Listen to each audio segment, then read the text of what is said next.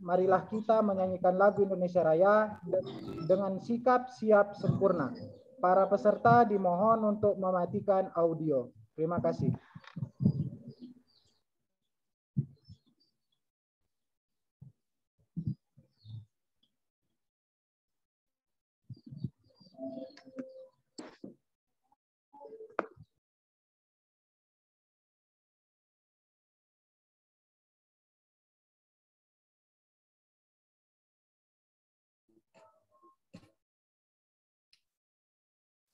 Halo, maaf, nggak ada suaranya ini. Nggak ada suaranya.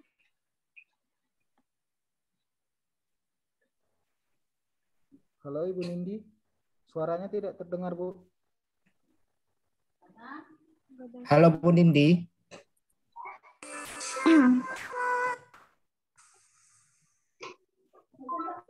Indonesia, tanah airku, tanah tumpah darahku. Sanalah aku berdiri, jadi pandu ibuku. Indonesia, kebangsaanku, bangsa dan tanah airku. Marilah kita bersatu, Indonesia bersatu. Hiduplah tanahku, hiduplah negeriku, bangsaku, rakyatku semuanya. Bangunlah jiwanya, bangunlah badannya untuk Indonesia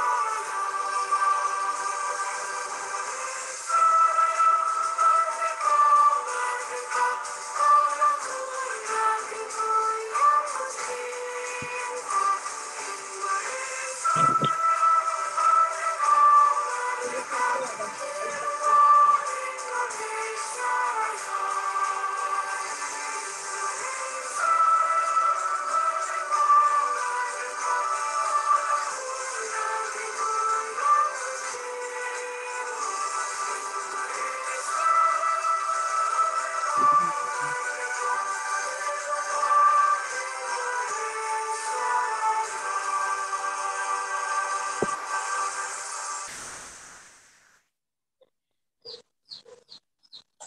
Terima kasih.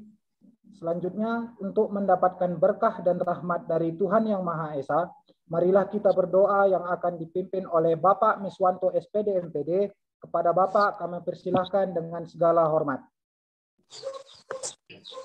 Baik, terima kasih kepada moderator. Assalamualaikum warahmatullahi wabarakatuh. Izinkan saya membaca doa dengan cara Islam. Bagi agama Nasrani dipersilahkan berdoa dalam hati. Sudah jelas suara saya, Pak Rizky? Sudah Bapak, sudah jelas Pak. A'udzubillahi minasyaitonirrajim. Bismillahirrahmanirrahim. Alhamdulillahirabbil alamin wassalatu wassalamu ala asyrafil anbiya'i wal mursalin wa ala alihi wa sahbihi ajma'in. Rabbana ighfir lana dzunubana wa liwalidayna warhamhuma kama rabbayana shaghira wa lijami'il muslimina wal muslimat wal mu'minina wal mu'minat al-ahya'i minhum wal amwati birahmatika ya arhamar rahimin. Rabbana zalamna anfusana wa illam taghfir lana wa tarhamna lanakunanna minal khasirin. Ya Allah, ya Tuhan kami, pada hari ini di ruang virtual ini kami hendak menyelenggarakan kegiatan pengabdian masyarakat dengan tema pendampingan guru BK melakukan konseling online untuk mengatasi cabin fever siswa di Desa Tanjung Morawat, Kabupaten Deli Serdang. Dengan memohon ridho dan izin-Mu, berkahilah semua langkah dan perbuatan kami dan jadikanlah ini semua nilai ibadah yang bermanfaat untuk kami. Ya Allah, ya Tuhan kami, yang Maha Pengasih dan Maha Penyayang, dan memberikan ketentraman dalam hati kami. Di tengah situasi pandemi ini, kami bersimpuh memohon ampun atas dosa dan kekilafan kami. Kami menyadari bahwa kami adalah hamba yang lemah dan tak berdaya, sedang Engkau Maha Kuasa. Kami tidak mampu mengusir dan membasmi virus corona ini tanpa kuasa-Mu ya Rabb. Maka lindungilah kami dan saudara-saudara kami dari wabah ini, dan berilah kami selalu nikmat kesehatan. Ya Allah, kami mohon musnahkanlah virus corona ini, sebab hanya atas izin-Mu jua maka wabah ini berakhir. Sehingga kami semua dapat bersosialisasi langsung antara guru dengan siswa, dosen dengan mahasiswa, dan bisa beraktivitas belajar mengajar dilakukan secara tatap muka seperti semula. Kabulkanlah doa kami ya Allah. Amin ya Rabbal Alamin. Rabbana atina fid dunya hasanah wa fil akhirati hasanah wa qina azabannar. Walhamdulillahi Rabbil Alamin. Assalamualaikum warahmatullahi wabarakatuh. Saya kembalikan kepada moderator. Terima kasih kepada Bapak Miswanto SPD MPD yang telah memimpin doa pada kegiatan kita pada hari ini. Yang kami hormati Kepala Sekolah SMP Negeri 1 Tanjung Morawa, Ibu Elinawati SPD MSI beserta staf dan jajarannya. Yang kami hormati Koordinator Bimbingan dan Konseling SMP Negeri 1 Tanjung Morawa, Ibu Hajah Aisyah Hasibuan MPSI Kons. Yang kami hormati Bapak dan Ibu Guru Bimbingan dan Konseling yang berhadir pada hari ini. Yang kami hormati Bapak dan Ibu dosen Universitas Negeri Medan yang berhadir pada hari ini. Yang kami banggakan mahasiswa Prodi Bimbingan dan Konseling Universitas Negeri Medan yang berhadir pada hari ini. Dan yang kami sayangi dan banggakan para siswa SMP Negeri 1 Tanjung Morawa yang berhadir pada hari ini. Baiklah, sebelum kita memasuki kegiatan inti pada hari ini, marilah kita terlebih dahulu mendengarkan kata sambutan dari tim pengabdian masyarakat Universitas Negeri Medan yang akan disampaikan oleh Ibu Dr. Anda Rahmulyani MPD Kons. Kepada Ibu kami persilahkan dengan segala hormat. Terima kasih moderator. Assalamualaikum warahmatullahi wabarakatuh. Selamat siang menjelang sore semuanya. Yang saya hormati Kepala Sekolah SMP Negeri 1 Tanjung Morawa, Ibu Elinawati SPD MSI. Yang saya hormati Koordinator BK SMP Negeri 1 Tanjung Morawa, Ibu Hajah Aisyah Hasibuan MPSI Kons. Saya hormati Bapak Ibu dosen, Bapak Ibu guru BK, konselor sekolah yang berasal dari berbagai sekolah dan daerah. Ada yang dari Medan, ada yang dari Aceh Tenggara, kemudian ada juga dari Tanjung Balai ya. Yang saya hormati mahasiswa semester 3 Unimed yang sedang belajar konseling traumatik. Mahasiswa PAUD semester 1 yang sedang belajar dasar-dasar BK. Pada hari ini Ananda akan melihat bagaimana realisasi dari salah satu pelaksanaan dari layanan bimbingan konseling itu. Yang saya sayangi, kami sayangi Ananda para siswa, perwakilan kawan-kawan yang ada di SMP Negeri 1 Tanjung Morawa ini. Ibu Kepala Sekolah, Ibu Koordinator BK, salam dari Kepala LPPM yang tidak bisa berhadir pada pertemuan bersama kita pada hari ini. Kami tim mengucapkan terima kasih Ibu sudah memberi kesempatan kepada kami, sudah menyiapkan siswa untuk bergabung via Zoom ini. Saya laporkan kepada Ibu Kepala Sekolah bahwa pada hari ini kami tim melaksanakan pengabdian masyarakat dengan tema pendampingan guru BK melakukan konseling online untuk mengatasi cabin fever siswa via daring berlangsung sampai pukul 16 sore dengan 3 narasumber. Peserta kegiatan ini dibatasi hanya 100 orang saja, terdiri dari tim, dosen BK, guru BK, kawan-kawan Ibu Aisyah, Kemudian yang ada di sekitar Tanjung Morawa, ditambah tadi itu ada yang dari Tanjung Balai, kemudian ada juga dari Aceh Tenggara. Kegiatan ini dirancang selama 3 hari, mulai hari ini sampai dengan tanggal 22. Sisa waktu pertemuan via daring pada hari ini, Bapak Ibu Guru BK menyiapkan materi media layanan, salah satunya mengumpulkan video-video sampai tanggal 22 bulan 9 2020 yang nanti akan dipakai langsung oleh Bapak Ibu sampai akhir semester ini. Dengan demikian total waktu kegiatan ini diperhitungkan 32 jam pelajaran. Akhir dari kegiatan ini diharapkan Bapak Ibu Guru BK, konselor sekolah dapat meminimalisir masalah yang dialami siswa kita.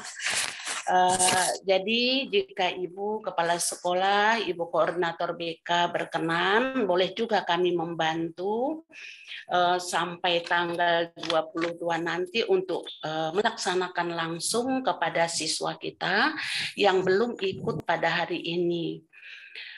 Bapak dan Ibu, praktek langsung kepada siswa diharapkan akan bisa direalisasikan untuk meminimalisir hambatan yang dialami oleh siswa, kejenuhan, rasa bosan, rasa tertekan, dan sebagainya. Ini salah satu yang kami tawarkan kepada Bapak dan Ibu semuanya. Kami mohon maaf jika ada yang tidak berkenan di hati Bapak Ibu hadirin semuanya. Pada hari ini kita akan melakukan kegiatan ini bersama-sama. Demikian saya sampaikan kepada Ibu Kepala Sekolah SMP Negeri 1 Tanjung Morawa. Kami mohon Ibu berkenan untuk membuka kegiatan ini secara resmi. Terima kasih. Assalamualaikum warahmatullahi wabarakatuh. Ibu kembali ke moderator. Terima kasih kepada Ibu Dr. Randa Rahmulyani MPD Kons yang telah menyampaikan kata sambutan pada kegiatan kita pada hari ini.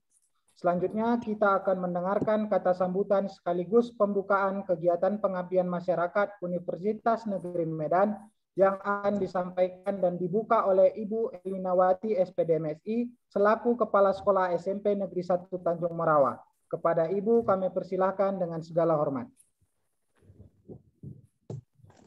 Terima kasih.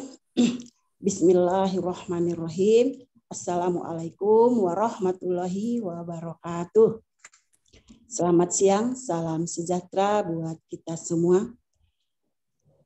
Yang saya hormati Ibu dosen dengan peserta-peserta, yang saya hormati Ibu Koordinator Guru BK, Ibu Aisyah, yang saya hormati Ibu Guru BK yang ikut di dalam kegiatan pendampingan ini, yang saya sayangi mahasiswa jurusan BK dan anak-anak Ibu yang dari SMP Negeri 1 Tanjung Morawa. Pertama-tama marilah kita menyampaikan rasa syukur kita kepada Allah Subhanahu wa Ta'ala, Tuhan yang Maha Esa. Pada hari yang berbahagia ini, kita dapat melaksanakan kegiatan pengabdian masyarakat. Salawat dan salam pada junjungan kita Nabi Muhammad SAW. Pertama-tama saya mengucapkan terima kasih yang sebesar-besarnya sudah memberikan kepercayaan kepada SMP Negeri 1 Tanjung Morawa untuk melaksanakan kegiatan pengabdian masyarakat. Tentunya tadi SMP Negeri 1 Tanjung Morawa sebagai pendampingan dari koordinator dan guru-guru BK dan siswa. Mudah-mudahan kegiatan pengabdian masyarakat ini mendapat keberkahan dari Allah Subhanahu wa Ta'ala. Kiranya tadi ibu dosen tadi menyampaikan judul daripada pengabdian ini adalah kabin fiber, yang mana kalau boleh saya artikan ini di masa pandemi ini muncul keresahan-keresahan di kalangan siswa.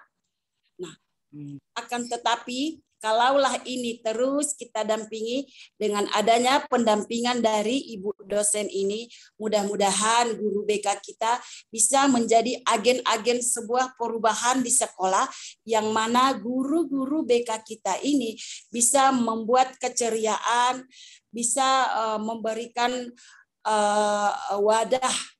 wadah bimbingan kepada siswa-siswa, sehingga kalaupun dengan adanya pandemi ini, dengan adanya pembelajaran daring, tetapi sesungguhnya ini bisa menjadi sebuah kenyamanan di kalangan siswa dengan memberikan bimbingan, misalnya memberikan sebuah pembelajaran yang sifatnya spiritual, religius, di mana kita menganjurkan, mengajak kepada anak-anak supaya selalu beribadah. Ini semuanya berasal dari Allah Subhanahu wa taala, kita serahkan lagi kepada Allah Subhanahu wa taala. Tentunya lagi ditambah dengan edukasi dari orang tua, dengan memberikan bimbingan kepada anak supaya punya kegiatan-kegiatan yang positif.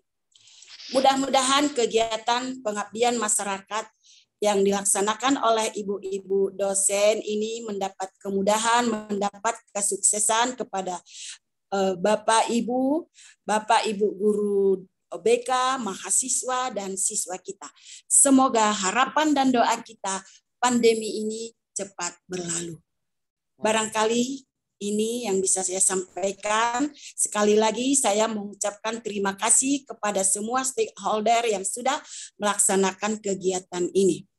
Maka dengan resmi kegiatan pengabdian masyarakat ini saya buka dengan resmi. Terima kasih. Billahi taufik wal hidayah. Assalamualaikum warahmatullahi wabarakatuh. Selamat sore. Waalaikumsalam warahmatullahi wabarakatuh. Terima kasih, Bu. Iya, Ibu. Terima kasih kepada Ibu Elinawati SPD MSI selaku Kepala Sekolah SMP Negeri 1 Tanjung Morawa yang telah menyampaikan dan membuka kegiatan kita pada hari ini. Baik Bapak dan Ibu, kami mohon untuk membuka video karena kita akan melakukan foto bersama. Buka video. Baik Bapak Ibu. Slide pertama 1, 2, 3. Slide kedua 1, 2, 3. Slide ketiga 1, 2, 3. Slide keempat 1, 2, 3.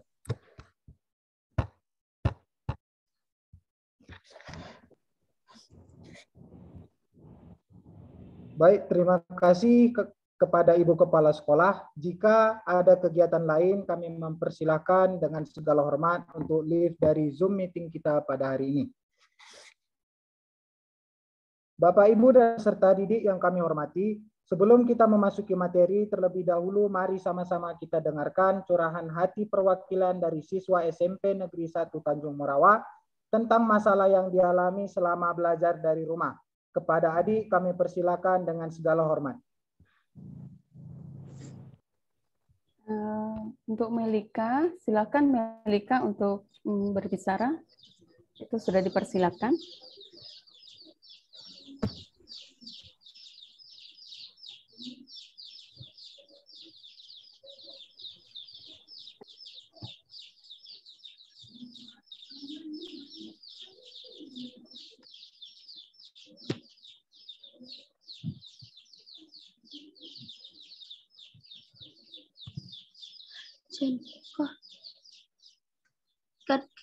Silakan Melika bicara. Belajar di rumah kayak kok bosan gitu, jenuh, kayak stres. Kak.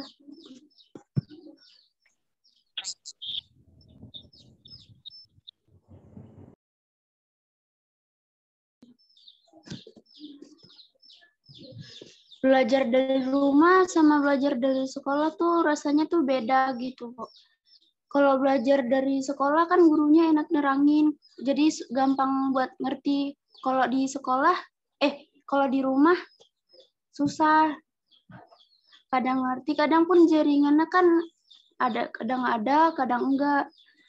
Nah, jadi susah gitu. Kadang stres juga, bosan, pengen jumpa kawan-kawan.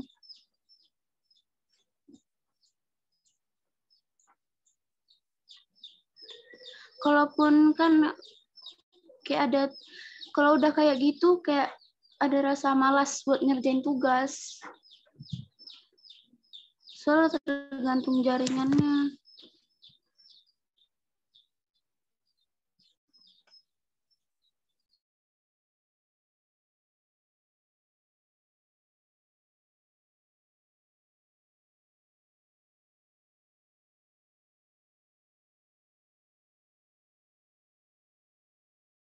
Kak,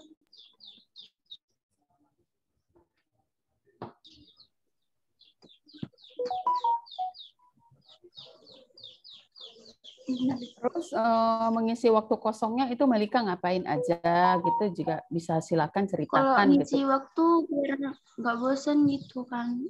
Gitu, kadang nge-game. Gitu.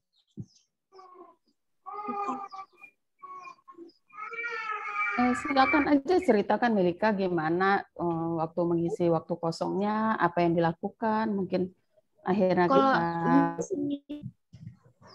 kita kalau ngisi waktu kosongnya Bu, kadang nge-game. Kan juga tuh ngedit gitu tuh. Kalau nggak apa, kalau misalnya PR-nya udah siap, tuh nge-game. Main HP lah, bosen gitu. Malas mandi jadinya kayak gitu.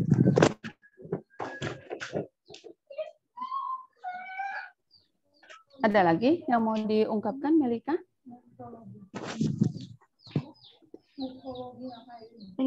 Pengen sekolah lagi. Oh, mungkin gitu ya. Maaf ya Pak Rizky.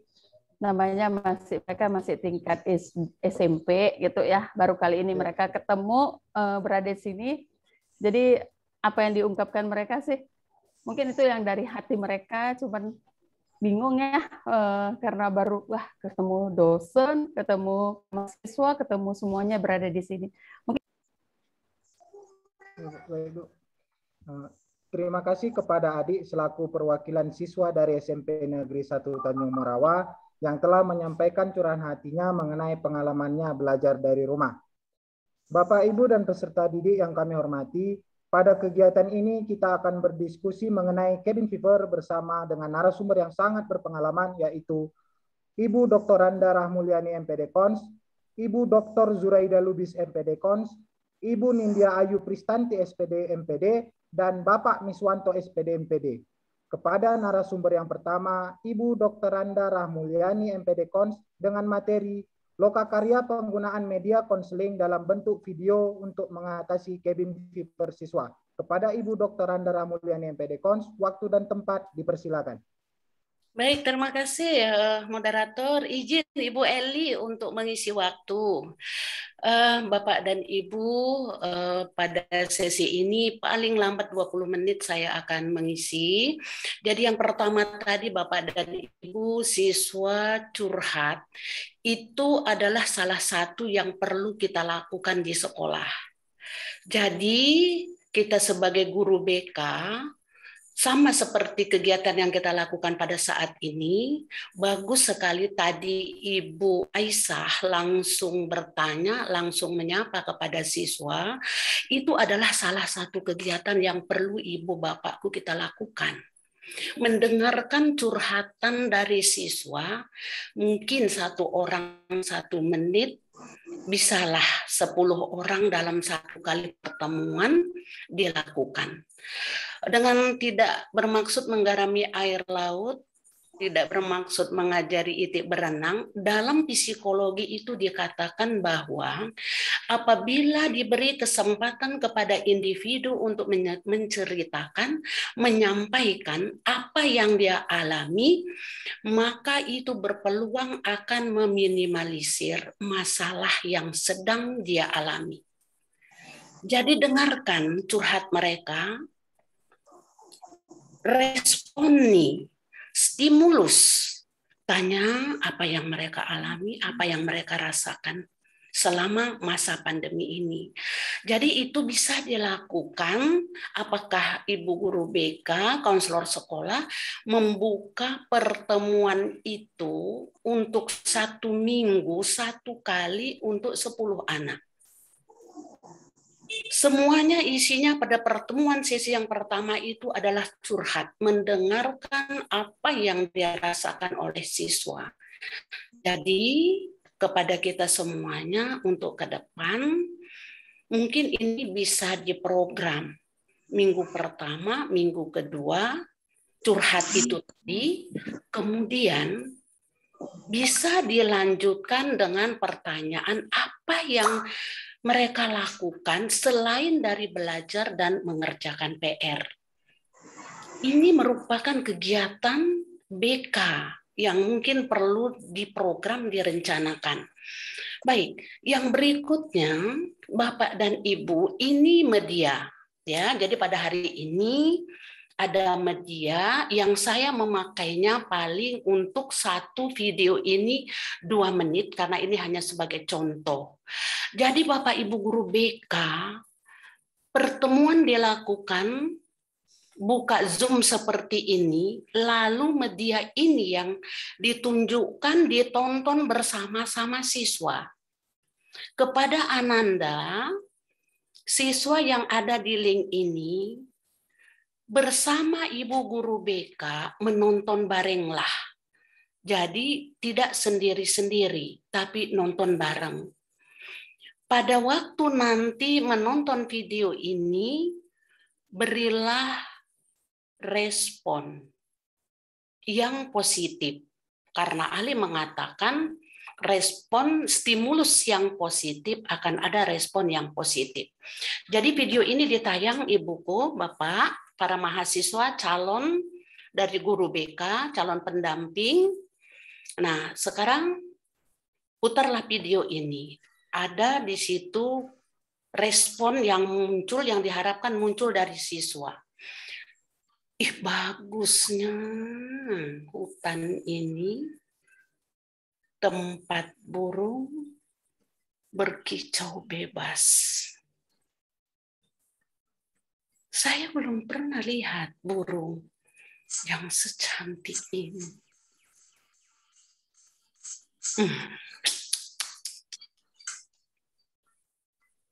Di mana bisa dilihat burung seperti ini?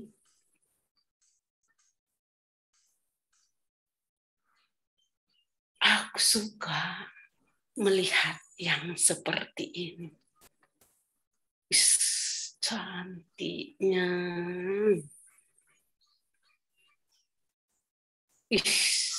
Bagusnya. Oke. Bapak Ibu Guru BK, calon Guru BK. Ibu hanya 2 menit, tapi pada kenyataannya nanti selesaikan itu Ibu untuk 1 kali pertemuan. Jadi itu tadi dia, kita suguhkan yang indah, yang bagus. Tidak sendiri-sendiri mereka di rumah, tapi bersama Ibu Guru BK. Kan bisa langsung 20 anak, 30 siswa. Itu 1 contoh video. Di pertemuan yang lain lagi, kita siapkan video. Kalau yang berikut ini, bunga-bunga. Apa yang indah, apa yang cantik, Bapak dan Ibu. Cantiknya. Segar kali otakku melihatnya. Andaikan ini ada ditayangkan di pelajaran, senangnya lah aku rasa.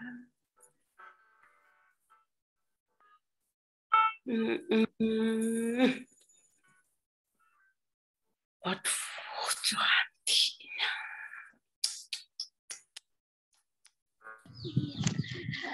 Segar kali otak melihatnya.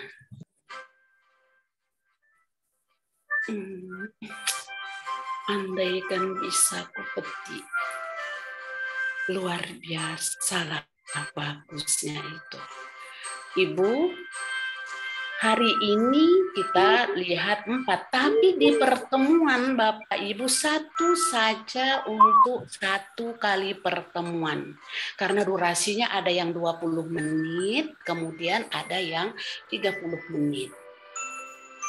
Jangan lupa, nanti akan kita simulasikan dan diharapkan Bapak Ibu nanti bisa menjawab termasuk para mahasiswa.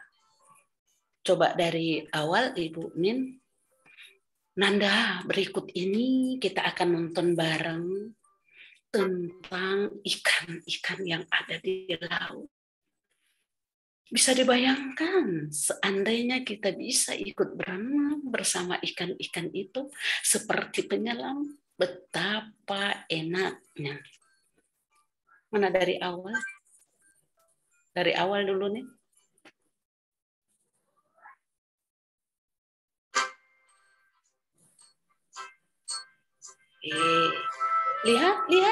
Lihat sayang. Lihat warna-warni ikan itu. Lihat,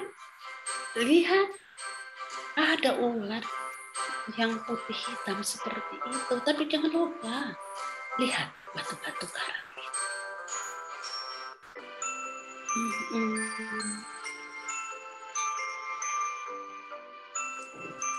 Cantik.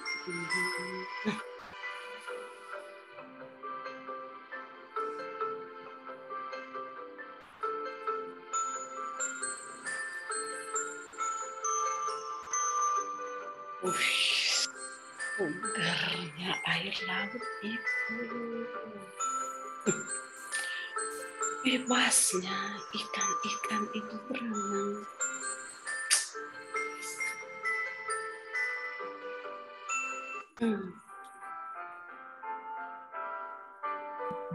Sejuk kali mata.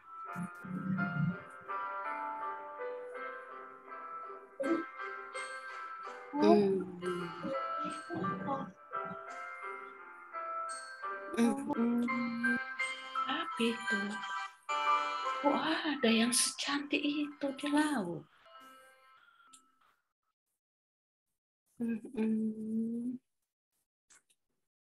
Bapak dan Ibu, itu media yang ketiga.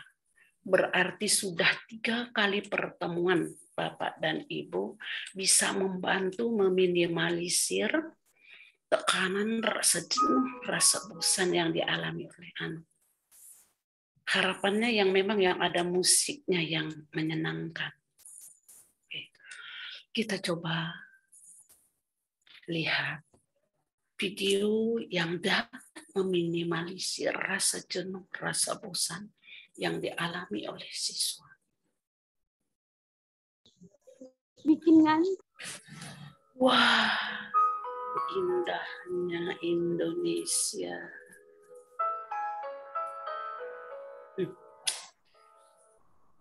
Ingin juga berada di tengah sampah itu. Seandainya berada di lereng gunung itu sangat senang.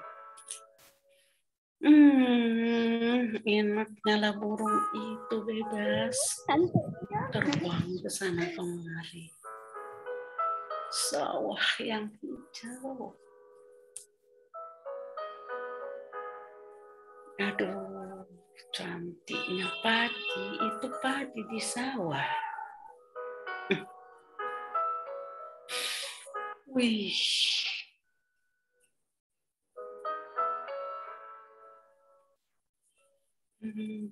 Cantiknya. Oke.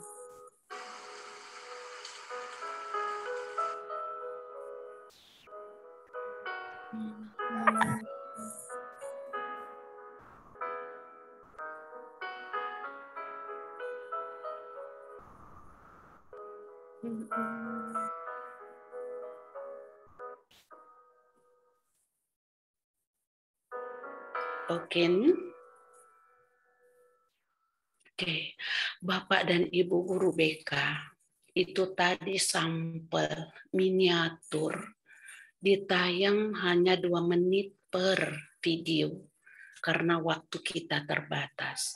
Tapi nanti saya ingatkan kepada Bapak dan Ibu, fullkan untuk menonton video itu bersama anak-anak. Itulah waktu yang diberi kesempatan sampai tanggal 22 Bapak Ibu mencari video. Silakan share Bapak dan Ibu berbagi video mana yang kira-kira yang menyejukkan, yang menyenangkan, yang hangat. Jadi kepada Ananda, para siswa yang ada di sini, mungkin ke depan nanti Bapak dan Ibu guru BK membuat kegiatan untuk curhat, kemudian nonton video bareng. Kepada Ananda, Ibu sarankan, karena ahli mengatakan itu dapat meminimalisir rasa jenuh, rasa bosan, rasa malas yang Ananda alami. Oke, baik, sekarang Ibu ingin bertanya dulu kepada Ananda yang ada di link ini. Coba mahasiswa yang akan menjawab. Apa yang ada dalam pikiran Ananda setelah menonton video itu tadi? Ekaudi? Coba Ekaudi jawab, apa yang ada dalam pikiran Ekaudi? Ya Bu, izin saya ingin menjawab. Setelah menonton video itu, saya merasakan kesejukan dan ketenangan, Bu. Jadi dalam suatu perasaan saya yang paling dalam, saya merasakan ketenangan di perasaan saya untuk menjalani hidup ke depannya lagi, Bu. Begitu, Bu. Terima kasih Ekaudi. Adelia, halo Adelia.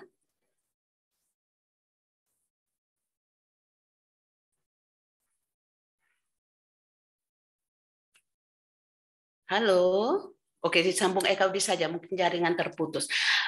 Bagaimana perasaan Ekaudi setelah menonton video itu tadi?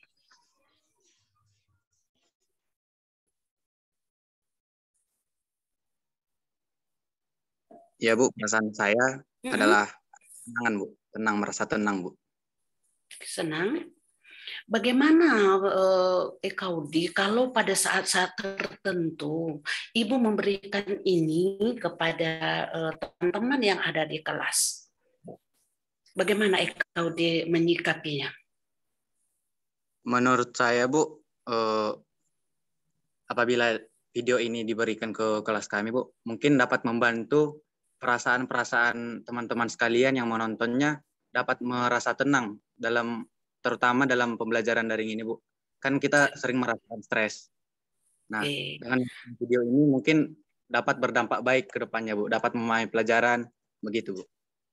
Oke, Ekaudi, kalaulah misalnya Ibu membuat rencana 1 minggu 1 kali mengadakan ini, tapi via Zoom seperti ini, apa tindakan Ekaudi untuk ikut serta bergabung di via Zoom?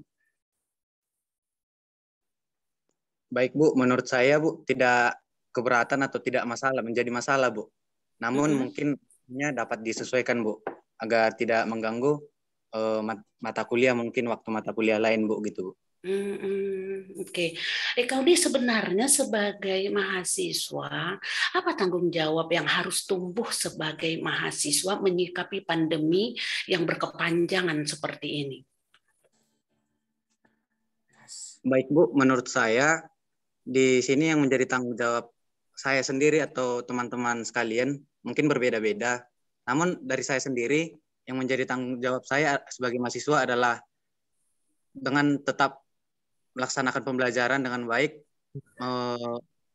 mengikuti pembelajaran dengan baik, mempersiapkan segala sesuatu, baik mengikuti pertemuan di Zoom, kita harus siap sedia, walaupun misalnya ada pemberitahuan mati lampu seperti itu, Bu. Kita harus mencari cara agar kita dapat mengikutinya terus, Bu. Namun itu yang mungkin saya utarakan, Bu. Oke, baik. Terima kasih Ekaudi. Tepuk tangan untuk Ekaudi. Terima kasih. Jadi Bapak Ibu Guru BK, Ananda calon guru BK, calon relawan juga ada di sini. Jadi itu dia, kita sudah selesai curhatan hati tadi, masuk ke video, kemudian BMB3 ini kita coba dengar dari mereka. Jadi dengan waktu 45 menit untuk satu kali pertemuan, sudah tidak ada masalah Ibu. Jadi kalaupun tidak banyak, adalah sedikit yang nuansa lain yang mereka rasakan selain dari belajar, selain dari mengerjakan PR-PR tadi. Jadi untuk video-video ini boleh nanti senam, boleh juga lagu-lagu yang sedang booming di kalangan anak SMP sekarang. Itulah terus yang berganti-ganti untuk kita. Jadi ini bisalah kita upayakan Ibuku sampai akhir semester ini. Nah, sebenarnya kami kalau ada izin dari Ibu Bapak guru yang ada di link ini, kami boleh ikut membantu kami yang melaksanakan, Bapak Ibu menyediakan siswa saja, menyiapkan siswa saja. Kalau perlu izin nanti kami akan urus izin untuk membantu Bapak Ibu di lapangan, karena luar biasa ini rasa jenuh, bosan, stres, tertekan dan sebagainya dirasakan oleh anak-anak. Baik, terima kasih kepada Bapak Ibu semuanya. Itu singkat-singkat saya sampaikan, tapi mudah-mudahan nanti Ibu Bapak bisa memahami maksud yang sebenarnya itu adalah curhat yang panjang, curhat beberapa orang siswa, curhat siswa bergantian, kemudian menonton video bareng. Di video itu tadi diingat ada stimulus, ada respon, kemudian diupayakan anak itu sampai tersenyum untuk mengatakan sesuatu yang menyenangkan, yang cantik, yang bagus dengan senyum supaya energi itu mengalir ke otak. Jadi dengan demikian ada sedikitlah rasa-rasa yang dirasakan beralih ke yang positif. Baik, terima kasih. Assalamualaikum warahmatullahi wabarakatuh. Ibu Yani kembali ke moderator. Terima kasih kami ucapkan kepada Ibu Dr. Randa Rahmulyani MPD Kons yang telah memaparkan materinya. Selanjutnya kita memasuki diskusi yang kedua dengan narasumber kita Ibu Dr. Zuraida Lubis MPD Kons dengan materi Lokakarya Pengembangan Materi Bimbingan dan Konseling dengan contoh materi hobi baru dalam mengatasi stres pada masa pandemi. Kepada Ibu Dr. Zuraida Lubis MPD Kons, waktu dan tempat dipersilakan. Baik, terima kasih Rizky. Dengar suara Ibu? Dengar Ibu. Baik. Assalamualaikum warahmatullahi wabarakatuh. Yang saya hormati Ibu Kepala Sekolah SMP Negeri 1 Merawa, Ibu Elinawati SPD MSI, Ibu Koordinator BK SMP 1 Tanjung Merawa, Ibu Hajah Aisyah Hasibuan MC Kons, Bapak Ibu dosen dari Fakultas Ilmu Pendidikan khususnya jurusan Bimbingan Konseling Unimed, para guru yang sudah ikut bergabung pada Zoom kita ini, terutama guru BK. Tadi Ibu Yani ada dari Aceh Tenggara, ada dari Tanjung Balai. Saya sangat apresiasi kepada mereka, Bapak Ibu guru tersebut. Dan yang kami sayangi mahasiswa kami yang mengikuti kegiatan ini, dan yang paling kita manjakan anak-anak didik kami, ya, siswa SMP Negeri 1 Tanjung Merawa. Puji dan syukur marilah kita panjatkan kepada Tuhan Yang Maha Esa, Allah Subhanahu wa taala, yang telah memberikan rahmat, taufik dan hidayah kepada kita sehingga hari yang berbahagia ini kita bisa berkumpul bersama dalam rangka meningkatkan ilmu kita. Pada Ibu yang saya hormati, tadi Bu Yani sudah memancing di awal bagaimana caranya guru BK berbuat ketika muncul stres pada siswa. Nah, tadi kita dengar sendiri bagaimana Melika sudah curhat kepada kita di sini semua. Pokoknya intinya adalah bosan, jenuh, stres, ya kan? Jadi gurunya di YouTube tuh nggak bagus menerangkan katanya, yang enaknya di sekolah gitu ya. Akhirnya apa? Malas mengerjakan tugas. Terus apa lagi? Biasanya ngisi waktunya main game. Kalau main gamenya sekedarnya masih mending, tapi kelamaan main gamenya. akhirnya terjadilah kemunduran prestasi belajar. Ini yang tidak kita harapkan. Bahkan tadi Melika bilang jujur kan ini anak kita ini malas mandi. Wah, itu memang gejala yang kita lihat. Yang semua hampir ya anak-anak kita ya mungkin gejala itu ada. Nah, ini Melika itu perwakilan siswa-siswa kita yang mungkin kita harus dengar nih ceritanya nih. Jangan kita abaikan begitu saja. Jadi kalau kita kaji, tadi sebenarnya Melika itu sedang menghadapi stres. Walaupun tidak stres yang berat. Tapi itulah perwakilan dari siswa-siswa yang kata hatinya kita dengar hari ini bahwa sebenarnya mereka stres. Ya. Nah, kalau kita lihat, barangkali hampir semua kita sudah pernah merasakan stres ya. Pernah ya, para mahasiswa sekalian, apalagi mahasiswa kita di sini yang biasanya punya teman banyak, bisa say hello setiap hari di kampus, tapi tiba-tiba dikurung di rumah, pasti stres. Ya, jadi akibatnya apa? Merasa lebih sensitif dari biasanya. Kadang-kadang marah, kadang-kadang ya yang kecil pun diperbesar-besar. Ya kan? Kami merasakan, para dosen merasakan tugas-tugas mahasiswa ini ketika pandemik berubah. Tadinya bikin PowerPoint 10, 20, jadinya cuma 2. Bayangkan tuh, mungkin Saudi merasakan juga tuh mahasiswa di sini. Kok cuma 2? Kita bilang, iya Bu, gimana? Banyak alasan kan? Nah, padahal sebenarnya kita suka, mahasiswa suka melakukan kegiatan belajar yang baik. Berlomba-lomba bikin PPT yang cantik, tapi tiba-tiba setelah pandemi ini PowerPoint-nya cuma 2, udah itu PowerPoint-nya mirip koran, cuma dipoto-foto saja. Nah, ini menunjukkan bahwa ada gejala yang perlu diperbaiki pada diri mahasiswa kita, pada diri anak-anak kita, siswa, bahkan pada diri kita sendiri. Jangankan anak-anak kita aja stres Bapak Ibu. Guru BK pun stres. Kita melihat orang tua ketika mengajar anaknya di rumah, orang tuanya pun stres. Sampai viral itu di internet bagaimana dia mengajar anak Pancasila nggak bisa-bisa ya kan. Nah, jadi gejala-gejala itulah yang kita hadapi. Sebenarnya stres itu apa?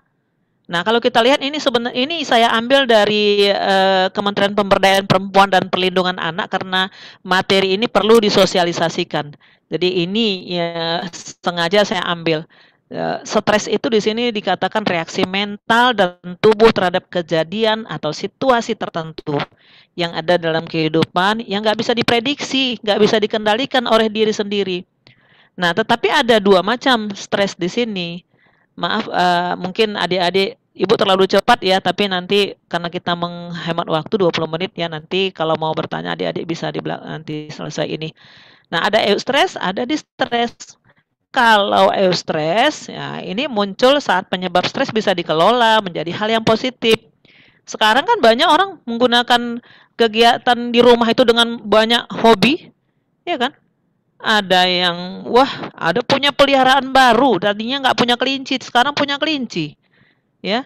Ada yang rumahnya tadi berantakan, bisa ditata jadi bagus, jadi lapang rumahnya. Ada yang nggak pernah main bola, jadi main bola di rumah, dijadikan ruangan untuk main bola. Bisa masak, bisa nonton video, bisa berkebun, bisa membaca buku, banyak hobi-hobi yang kira-kira positif. Jangan sampai di-stres. Jadi kalau stres ini wajib kita kembangkan ya. Mungkin ada yang melukis walaupun lukisannya biasa-biasa tapi hari-harinya bisa teratasi. Ya. Jadi kalau yang di-stres ini yang bahaya. Muncul saat terdapat terlalu banyak stres dan tidak ada hal yang dilakukan untuk meredakannya atau mengatasinya sehingga muncullah kecemasan yang berlebihan. Yang paling jeleknya kalau sampai depresi, kalau itu udahlah mandi pun nggak lagi tuh setiap hari. Kalau tadi Mailika mungkin 1 hari 1 kali mandinya, ini udah berbulan-bulan barangkali bisa nggak mandi. Itu kalau di stres. Nah, baik adik-adik sekalian. Nah, kalau sudah seperti ini, ya stres akibat pandemi COVID-19 itu, ini siapa yang kena yang paling rentan itu? Yang pertama di sini mari kita lihat orang tua yang harus mengasuh anak kecil di rumah. Bahkan mungkin sebelumnya kan orang tuanya menitipkan sama pembantu misalnya kan. Tapi tiba-tiba sekarang semuanya harus di stop. Kita urus sendiri. Itu bisa bahaya kalau dia tidak biasa, tidak bisa menyesuaikan diri dengan kegiatan yang baru. Siapa lagi? Ya ini dia anak SMP tadi, anak SMP 1, anak-anak remaja.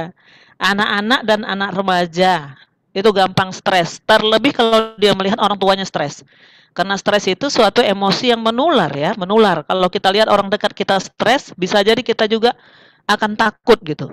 Sama kalau kita naik pesawat, kalau pramugarinya masih tenang-tenang, kita tenang aja. Tapi kalau pramugari udah panik, kita panik walaupun kita nggak tahu sebabnya apa ya. Tapi yang jelas stres itu bisa menular. Nah, siapa lagi yang stres itu? Biasanya yang lansia, orang-orang yang punya penyakit kronis itu yang beresiko tinggi terhadap COVID itu biasanya stresnya lebih tinggi. Nah, kemudian yang paling penting siapa lagi? Garda terdepan yang berinteraksi pasien COVID-19. Dokter-dokter, guru-guru, yang guru banyak berhadapan dengan anak-anak, ya. Ini juga siapa lagi? Orang yang memiliki kondisi kesehatan mental, yang punya disabilitas ya, atau yang bermasalah dengan narkoba dan seterusnya. Bahkan dari keluarga yang kalangan sosial ekonominya rendah.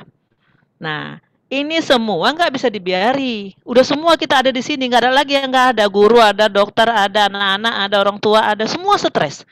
Ya kan? Sudah 7 macam di sini yang stres. Tidak bisa dibiari, harus dikelola supaya dia hilang. Tadi Bu Yani sudah menjelaskan bagaimana mengelola, bagaimana guru BK membuat supaya stres anak agak berkurang. Karena jelas tadi dari hati yang paling dalam Mailika udah bilang, saya bosan, saya pusing, saya jenuh, saya stres. Nah, jadi Bu Yani membuat media atau menampilkan media apa kira-kira yang mau diberikan kepada anak-anak supaya agak berkurang sedikit stresnya. Nah, harus diatur supaya stres ini tidak menjadi distres, ya kan? Nah, bagaimana cara yang digunakan untuk mengurangi dampak buruk dari stres yang kita rasakan, ya, supaya jangan menjadi distres, ya, kecemasan yang tinggi sampai depresi. Nah, jadi yang penting kan kita memang diminta di rumah saja, tapi ini pula yang bikin kita rumah saja. Kalau sebulan di rumah saja enak, itu yang kita cari, libur sebulan, enak gitu. Tapi kalau udah setahun setengah liburnya nggak enak juga ya. Apalagi kalau libur di rumah tapi nggak boleh keluar rumah. Kalau masih bisa masih mending, nggak boleh kemana-mana. Nah ini ya. Nah jadi supaya tidak terlalu stres, orang-orang tua bilang atau mama-mama jangan itu cerita COVID itu, udahlah itu tutup. Nah, ini barangkali salah satu menguranginya. Jangan kita, apalagi kalau kita tidak pilih-pilih mana berita yang benar, mana yang hoax. Sementara kita bisa mimpi-mimpi tuh gara-gara itu ya. Nah, itu dia. Kemudian tentu masing-masing kita harus menjaga diri, jaga tubuh, makan makanan yang sehat meskipun tidak mahal gitu ya. Kemudian yang paling penting saat pandemi ini, saat kita di rumah ini adalah saatnya untuk mendekatkan diri pada Tuhan Yang Maha Esa. Jadi sekarang ini pendidikan karakternya bisa tinggi. Kenapa? Karena setiap saat orang tua bisa lihat siapa anak-anak yang nggak beribadah, siapa yang nggak sholat, siapa yang nggak pergi ke gereja misalnya, ketahuan. Ya, atau tidak Zoom untuk ke rumah ibadah misalnya, ketahuan. Jadi orang tua di sini penting sekali berfungsi untuk meningkatkan karakter anak di rumah. Artinya dia membina. Ini saatnya kita membina yang selama ini kita nggak sempat melihat anak-anak apakah dia beribadah dengan baik. Sekarang saatnya kita untuk melihat siapa yang sudah beres amal ibadahnya. Nah, tentu kita luangkan juga diri kita untuk santai, ya kan. Lakukan aja aktivitas apa yang kita sukai, karena waktu kan kita banyak, aturlah.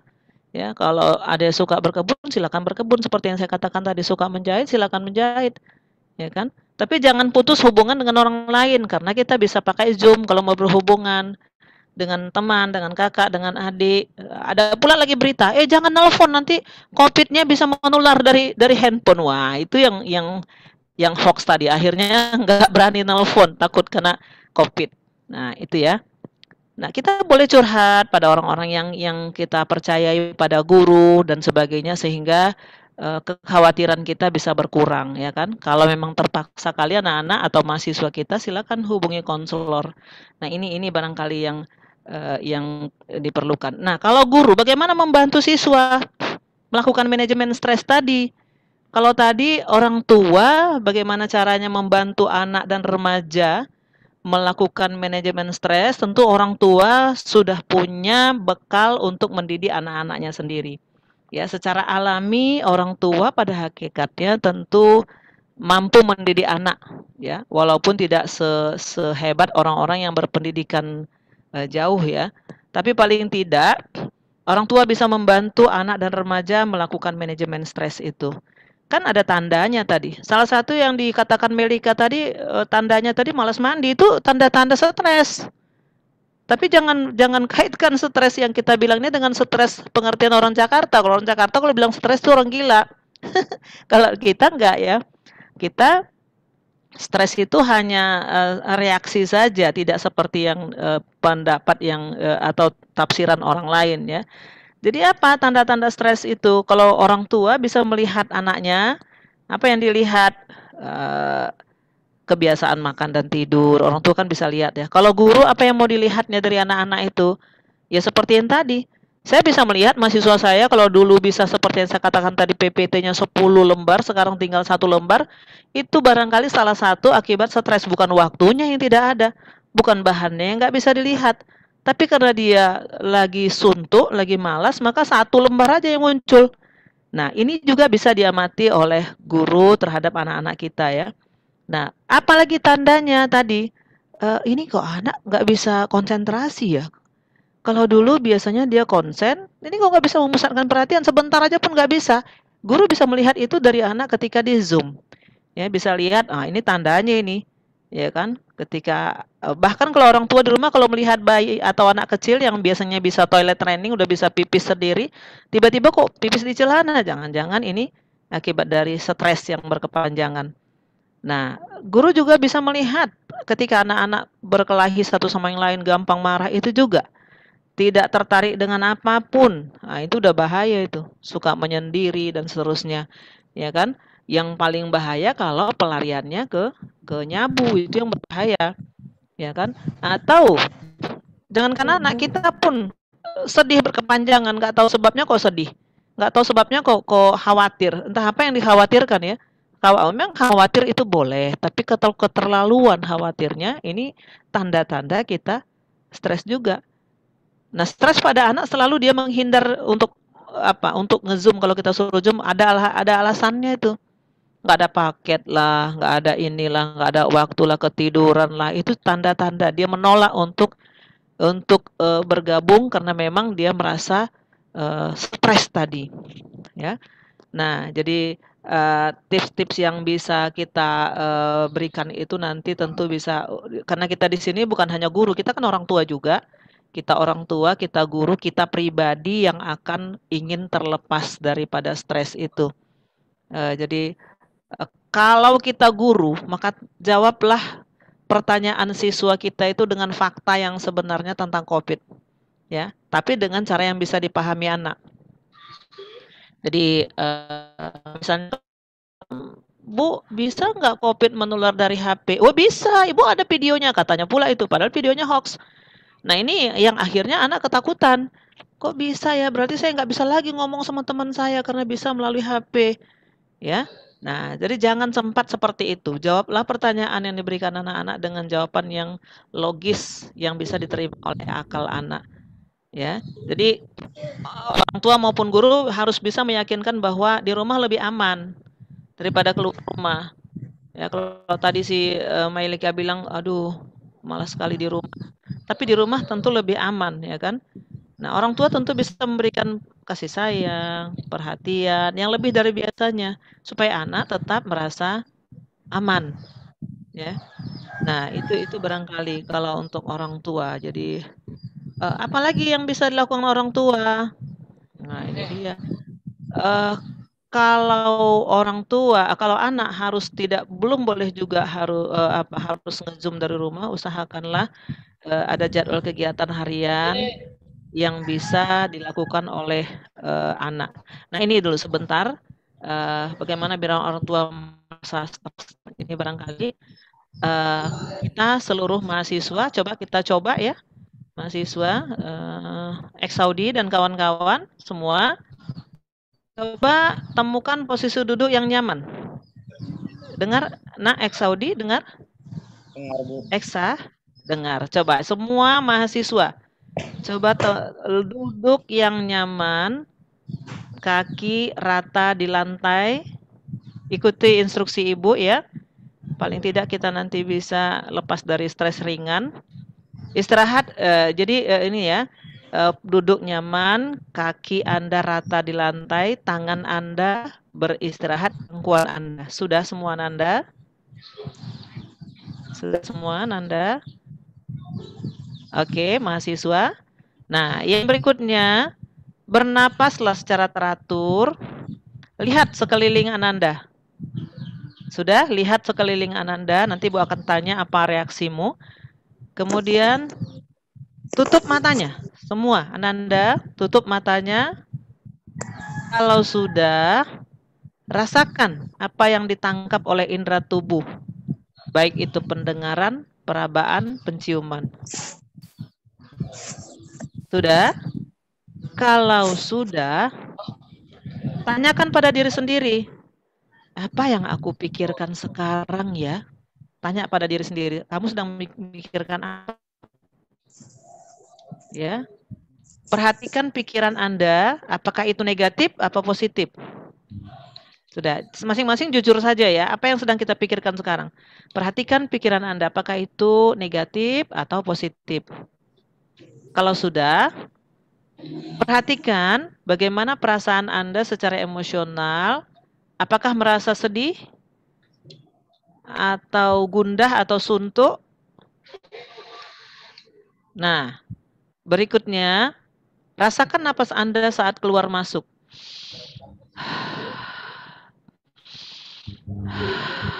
Masing-masing dirasakan. Bila Anda meletakkan tangan di perut dan merasakannya naik turun. Sudah? Kalau sudah, katakan pada diri sendiri, tidak apa-apa. Aku baik-baik saja kok. Lalu panjatkan doa agar lebih tenang. Lalu bodoh suara sih. Ya, panjatkan doa agar lebih tenang. Pikirkan hal yang membuat bahagia. Dan bagaimana efek timbulkan pada kita bila kita lepas kendali. Anda tentu tidak ingin kita terluka atau sedih atau malah menjauh dari kita. Karena kita marah-marah. Nah, sekarang silakan buka matanya Ananda sekalian. Buka matanya semua. Nah, sekarang Ibu mau tanya. Halo Ananda sekalian, Eksaudi. Eksa, bagaimana perasaanmu nak? Coba ceritakan dulu nak. Nanda, silakan. Baik Bu, terima kasih atas kesempatannya. Di sini saya melakukan arahan yang telah diberikan oleh Ibu. Saya merasakan kebenaran Bu. Yang awalnya saya memiliki banyak di pikiran saya adalah tugas dan tugas terus Bu. Karena besok kebetulan saya persentase. Belum lagi habis. Terus? Setelah saya ikuti dari arahan Ibu, saya berniat mulai siap perkuliahan ini, mungkin istirahat dulu sebentar, akan melanjutkan tugas-tugas saya Bu, agar tidak menumpuk ke depannya Bu. Ya, istirahat boleh. Bahkan harus. Kalau kita dewasa 7 jam satu hari harus tidur. Selain itu kita harus nyantai supaya kita jadi recharge, jadi apa namanya, punya tenaga baru lagi untuk mengerjakan kerjaan yang baru lagi. Itu barangkali. Terima kasih Eksaudi. Ada lagi yang lain nah? Ananda yang lain silakan. Silakan sekretarisnya Eksaudi siapa kemarin itu? Silakan. Halo, tidak melihatmu di sini. Halo nak. Halo. Mana kelas Eksaudi? Irul, silakan. Jadi kamu rasakan lakukan yang bukan tadi, saya khawatir akan tugas-tugas yang mungkin menumpuk dan belum selesai. Jadi setelah saya tarik nafas, saya bahwa jika memang tugas itu dikerjakan perlahan, pasti kedepannya akan selesai dengan waktunya. Iya, Pernah Nurul merasa panik dengan tugas-tugas yang banyak? Pernah Ibu. Pernah. Gimana perasaannya? Pastinya khawatir karena tugas itu kan setiap hari datang menumpuk, jadi kebingungan mana yang harus dikerjakan duluan gitu. Iya. Nah, jadi itu kalau kita lihat di dalam buku-buku psikologi, kamu barangkali sedang menghadapi emotional burnout, ya.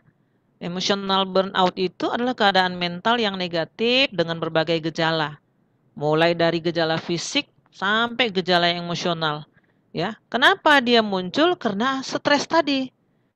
Tiap hari stres, ya kan? Kerjaan menumpuk, tugas menumpuk, 6 tugas, belum lagi selesai datang lagi tugas barunya, ya. Jadi sepertinya terjadi keadaan fisik yang parah, ya kan? Ya silakan kalau memang kadang-kadang gini, tidur tapi nggak hilang capeknya. Pernah nggak Nurul merasa begitu? Udah tidur 8 jam Bu, tapi nggak hilang-hilang juga capeknya. Pernah Bu. Pernah ya. Saudi pernah marah-marah nggak tahu sebabnya sama kelas. Ini Saudi ini ketua kelasnya. Pernah marah nggak? Tiba-tiba marah aja gitu. Pernah, Bu. Pernah. Pernah. Untung kawannya maklum ya. Kalau sempat kawannya marah-marah lagi akhirnya bahaya itu. Ya kan? Nah, penampilan belajar juga sangat menurun, performance belajar menurun, ya kan? Bahkan yang bahayanya menjauh dari interaksi sosial, nggak mau nelpon kawan, nggak mau apapun, nggak mau. Padahal kalau orang yang lagi bermasalah, cocoknya curhat sama kawan, dia nggak bisa gitu. Rasanya udahlah, bagus mati aja laku. Katanya pula itu. Orang-orang udah pada meninggal semua, sana kena COVID meninggal, sini kena COVID meninggal. Aku kapan lagi ya? Jangan-jangan besok. Kalau dipikirin seperti itu ya sudah. Kita nggak punya tenaga untuk hidup. Kita kan kekuatan kita hanya karena semangat hidup ini. Gampang kali kita lewat ya kan. Kena sedikit COVID meninggalnya kita ini kan. Tapi karena kita kekuatan dari batin kita ada, maka kita akan bertahan hidup. Itu barangkali ya. Nah, jadi kalau untuk ini mengajar dari ini dia, ada tips untuk mengajar dari rumah ya untuk guru. Tentu ini biasa ya seperti yang dikatakan Bu Yani tadi. Tentu kita harus membuat jadwal juga bagi siswa kita. Meskipun seolah-olah tidak terlalu formal tapi ternyata harus. 24 jam sehari semalam apalagi anak SMP perlu kita minta. Mana jadwal kegiatan harianmu nak? Jam 6 bangun pagi terus ngapain? Jam 7 sampai jam 8 kamu ngapain nak? Ya, mungkin perlu dijelaskan oleh anak-anak kepada ibu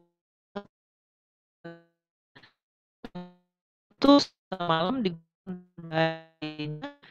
8 jam tidur. Ya, dari 24 jam itu ada 8 jam untuk tidur. Ada paling tidak 1 jam untuk beribadah. Ada 1 jam atau 2 jam untuk makan, minum, jalan-jalan atau istirahat di rumah.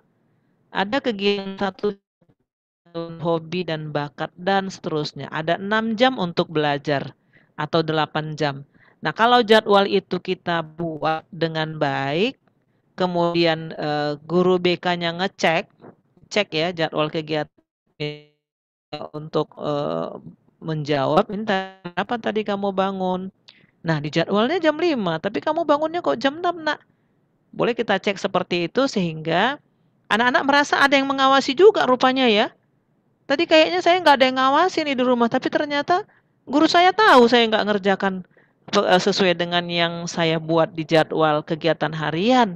Nah, ini juga membantu supaya anak-anak itu tetap waspada bahwa ternyata kegiatannya meskipun di rumah ada yang melihat gitu. Nah, ini biasalah, nggak ada yang luar biasa di sini. Tetap aja guru mengadakan kuis secara online, ya kan?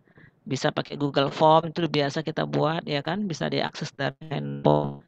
Nah, usahakan untuk lebih komunikatif dari biasanya. Kalau terkesan capek menegur anak-anak, tadi tegur tiap hari gitu. Kayak bilang Bu Yani tadi, ada 10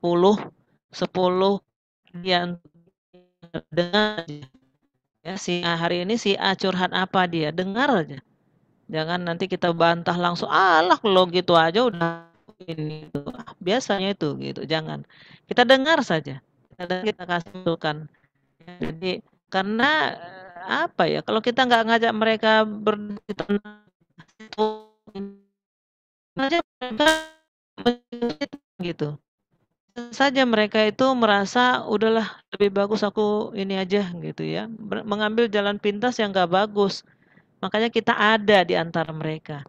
Itu barangkali ya. Nah,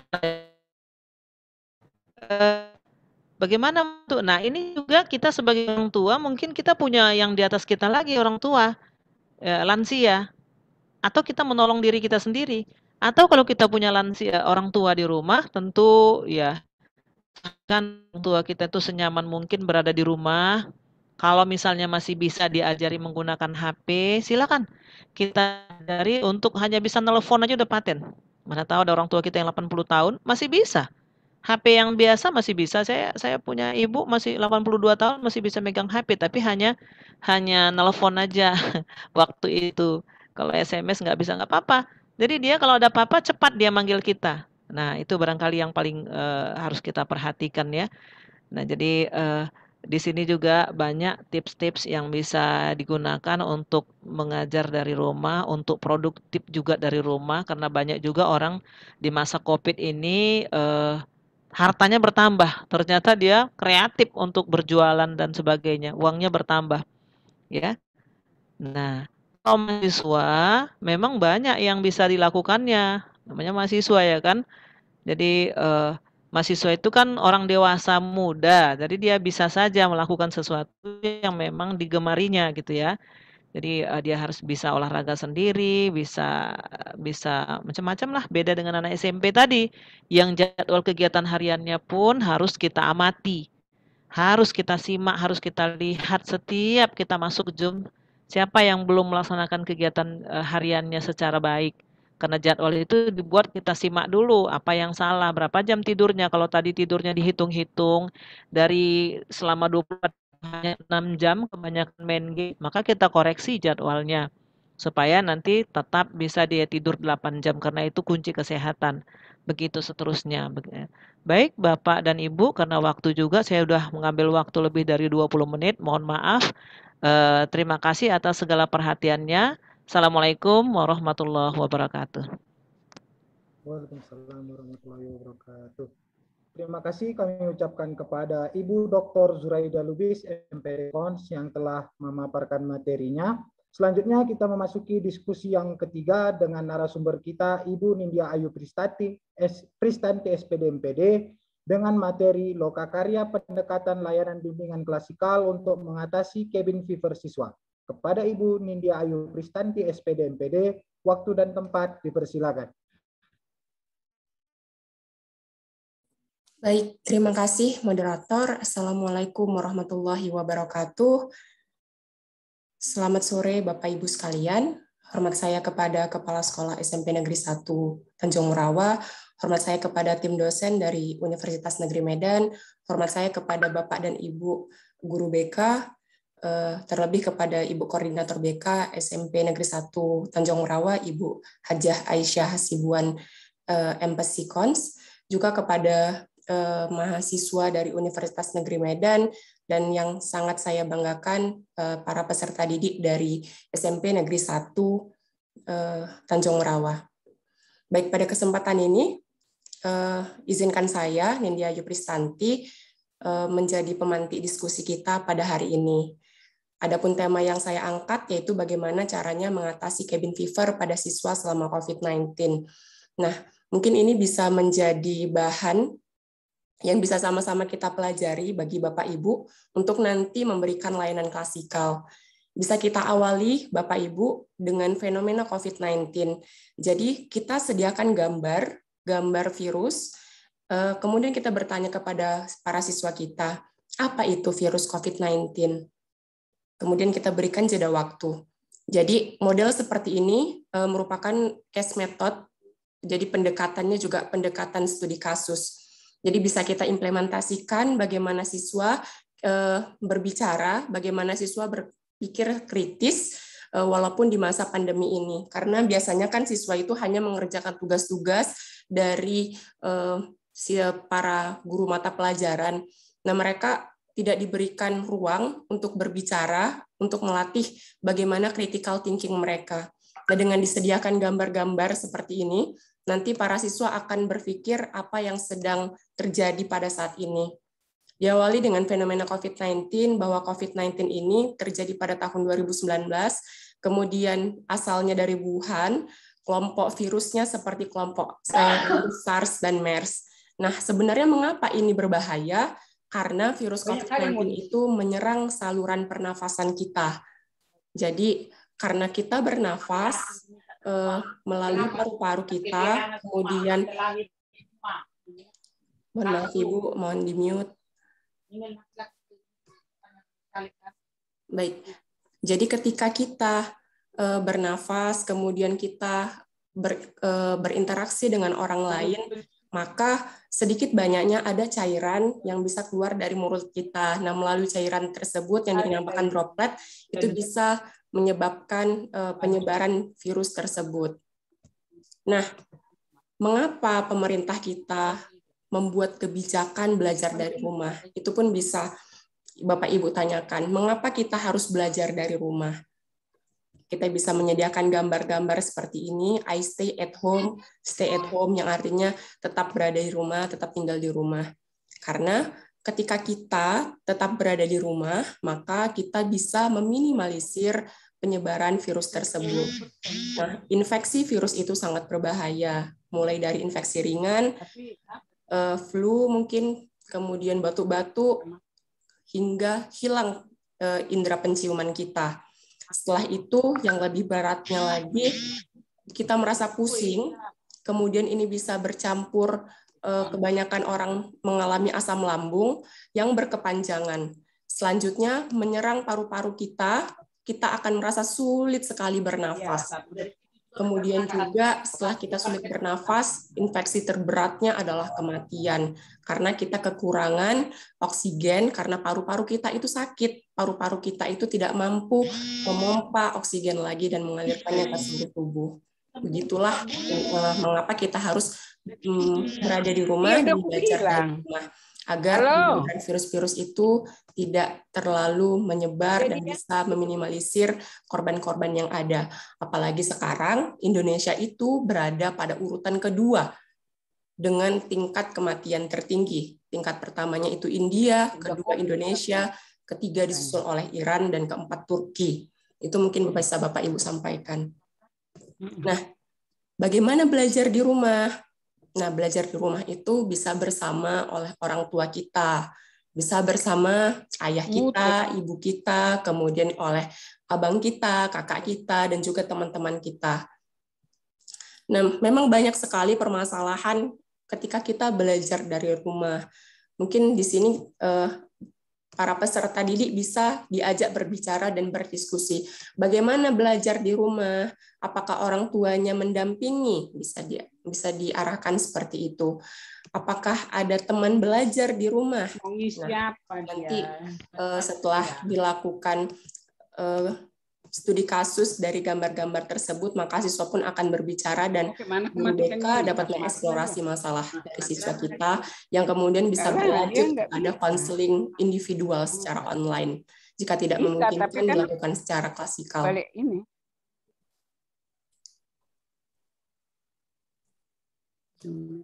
Nah, kemudian gejala cabin fever, rumah menjadi seolah penjara. Karena dia terlalu banyak menghabiskan waktunya di rumah, maka dia merasa bosan, merasa frustasi, kemudian juga merasa bahwa ingin segera diakhiri.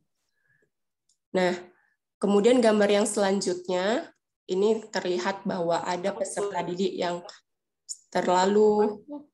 sering melamun dan melihat keluar jendela. Ia ingin keluar dari rumah. Nah, apakah anak-anak ibu seperti ini? Di mana Ibu guru BK bisa mengatakan hal tersebut? Nah, ini fenomena yang sering terjadi. Para orang tua malah merupakan pelaku bullying bagi anaknya sendiri. Jadi ketika anak merasa bosan dan sangat jenuh belajar, maka orang tua malah memarahi. Begitu saja tidak bisa, mau jadi apa gitu. Kemudian banyak sekali kasus-kasus ditemukan orang tuanya memarahi, memukul anaknya karena orang tuanya juga stres. Maka orang tua merupakan sumber kebahagiaan anak. Maka ketika ingin menjadi keluarga yang bahagia, maka orang tuanya juga harus bahagia agar menciptakan anak yang bahagia. Kemudian orang tua sering bertengkar di rumah. Banyak kejadian juga kasus-kasus terjadi di lapangan, orang tuanya bercerai. Kasus di Tanjung Balai juga banyak perceraian yang meningkat, Bapak Ibu. Kemudian hal itu bisa dipicu oleh faktor ekonomi, kemudian pekerjaan yang semakin sulit, banyak dirumahkan, banyak di PHK, banyak pedagang kecil kaki lima itu dibatasi masa waktu berjualannya, dan banyak kejadian-kejadian yang lain yang bisa menghambat keharmonisan rumah tangga di era pandemi ini. Kemudian orang tua bisa menjadi stres karena pola asuh orang tua itu menjadi 24 jam. Jadi mereka sebagai orang tua juga mereka sebagai guru. Nah, ini merupakan definisi dari cabin fever, di mana cabin fever adalah serangkaian emosi atau gejala yang dialami seseorang ketika mereka harus bertahan di rumah untuk waktu yang lama. Cabin fever adalah suatu kondisi saat seseorang merasa tidak bahagia atau bosan karena menghabiskan terlalu banyak di rumah. Kemudian cabin fever adalah serangkaian emosi negatif dan sensasi menyedihkan yang mungkin dihadapi oleh seseorang jika mereka terisolasi atau merasa terpisah dari dunia. Berikut adalah gejala-gejala cabin fever. Mari kita sama-sama simak. Mudah marah. Nah, apakah Bapak Ibu, mahasiswa dan peserta didik yang ada di sini mudah marah, merasa berputus asa, sulit berkonsentrasi, mengalami gangguan tidur, lesu, tidak percaya pada orang sekitar, cenderung tidak sabar, depresi berkepanjangan, sedih, bosan, tidak bisa diam di rumah, suka mengeluh, dan restless, merasa sedikit sekali waktunya. Nah,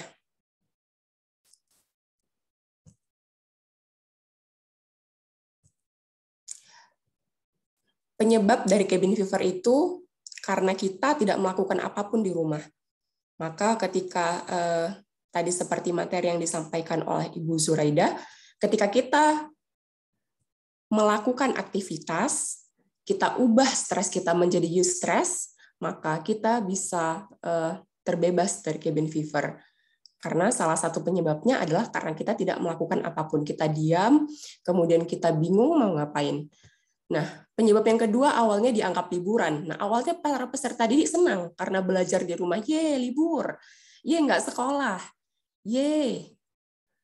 Namun lama-lama mereka bosan dan ingin segera datang ke sekolah dan bertemu dengan teman-temannya. Kemudian penyebab yang ketiga, bersantai dalam waktu lama karena dianggap tidak ada pekerjaan. Begitu juga dengan para siswa, mereka berada di rumah, diberikan tugas yang biasanya terkadang guru jarang memberikan materi. Hanya memberikan tugas, kerjakan halaman 5. Kerjakan nomor 1 sampai nomor 5, dikumpul dua hari lagi. Atau dikumpul minggu depan. Kemudian begitu seterusnya untuk mata pelajaran yang lain. Apa hasilnya?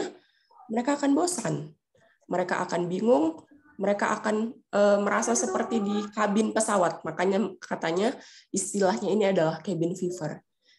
Nah, berikut cara mengatasi cabin fever pada anak, pada para peserta didik kita.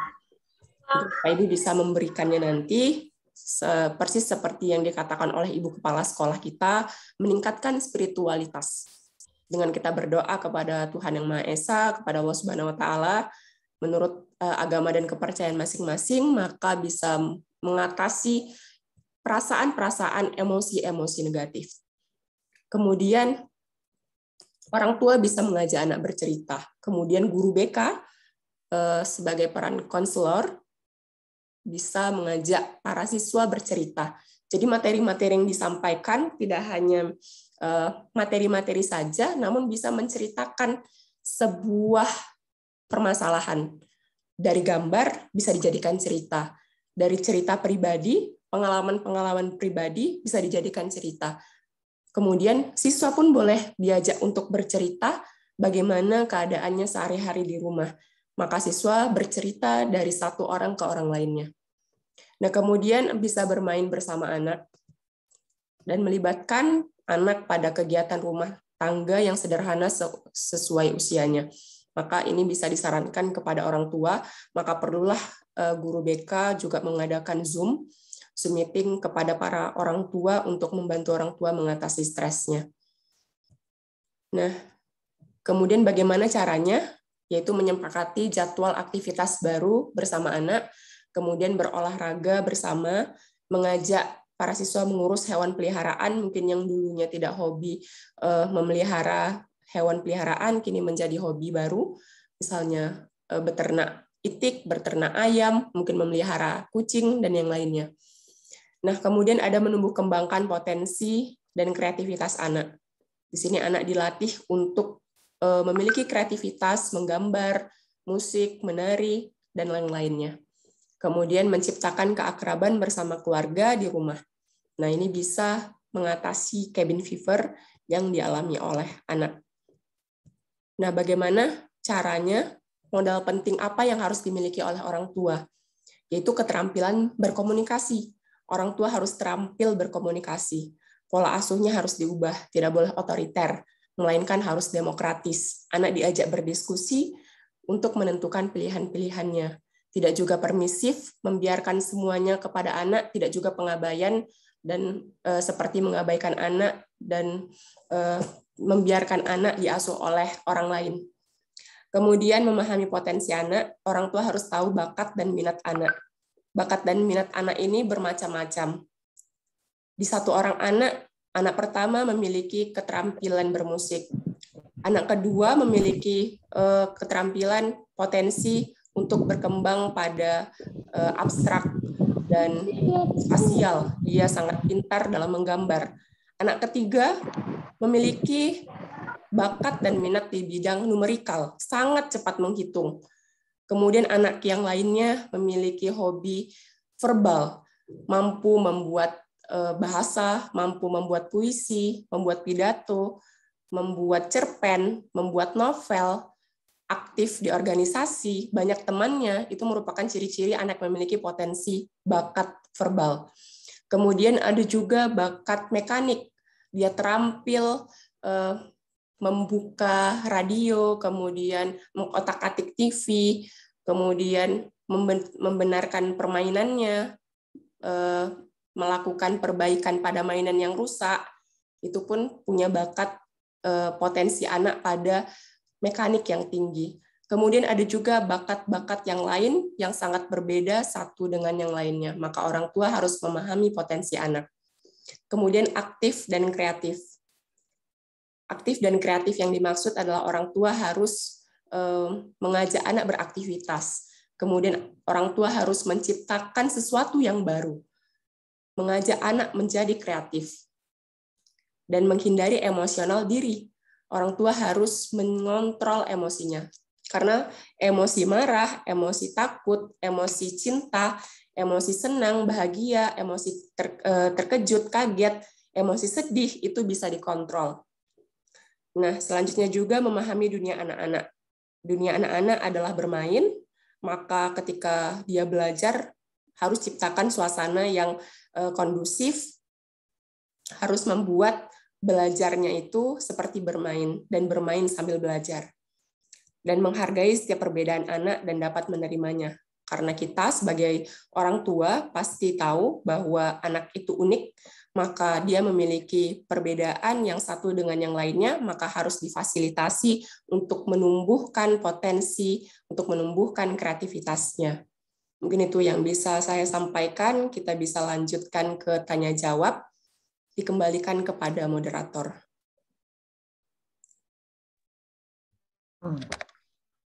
Terima kasih kami ucapkan kepada Ibu Nindya Ayu Kristanti SPD MPD yang telah memaparkan materinya. Selanjutnya kita akan mendengarkan materi yang akan disampaikan oleh Bapak Miswanto SPD MPD mengenai sosialisasi visi misi bimbingan dan konseling. Kepada Bapak Miswanto SPD MPD, waktu dan tempat dipersilakan.